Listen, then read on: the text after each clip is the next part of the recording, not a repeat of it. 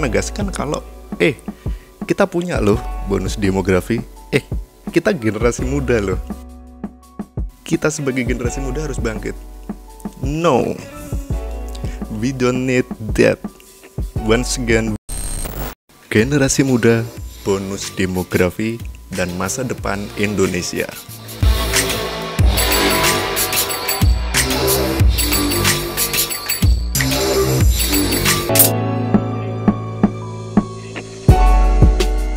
Selamat datang kembali bersama saya Bimo Hakito.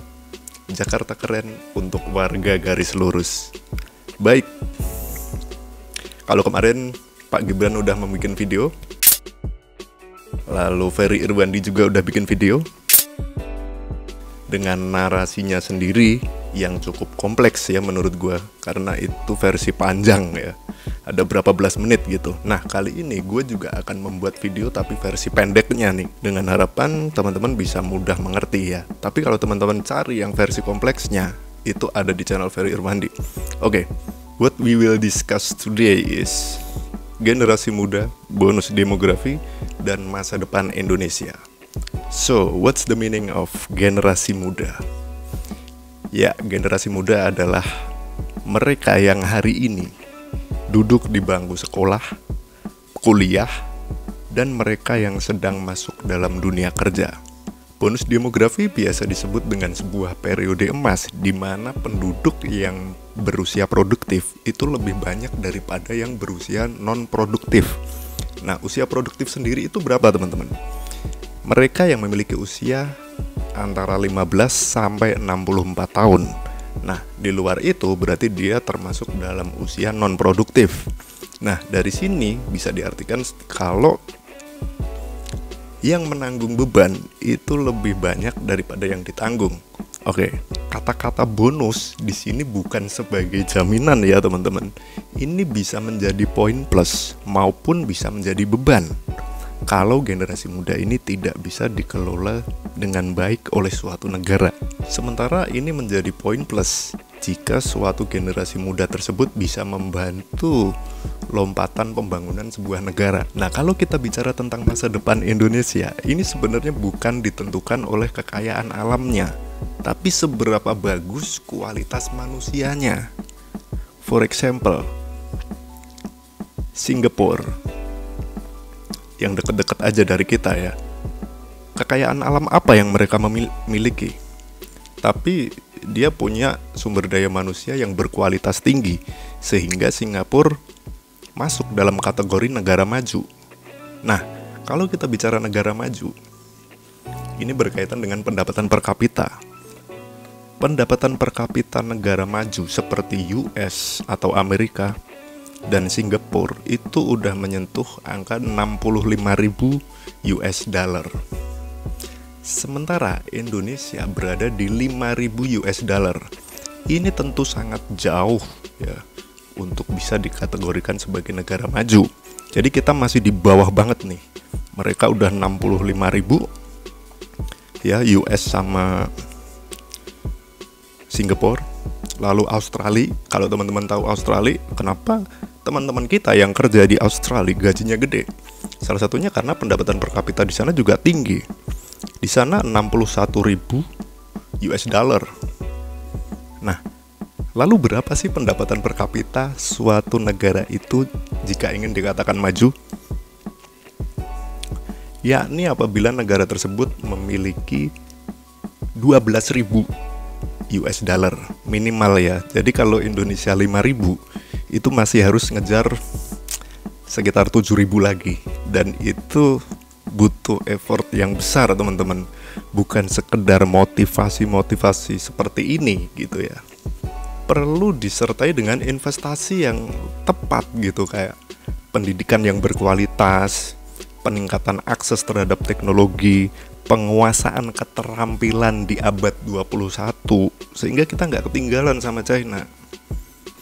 Jadi apa yang disampaikan oleh Pak Gibran ini, gue bingung gitu dengan hal esensial apa yang ingin disampaikan beliau gitu. Karena video ini cuman menegaskan kalau kita punya loh bonus demografi, Kita generasi muda loh. Kita sebagai generasi muda harus bangkit. No, we don't need that. Once again, we don't need that for this time.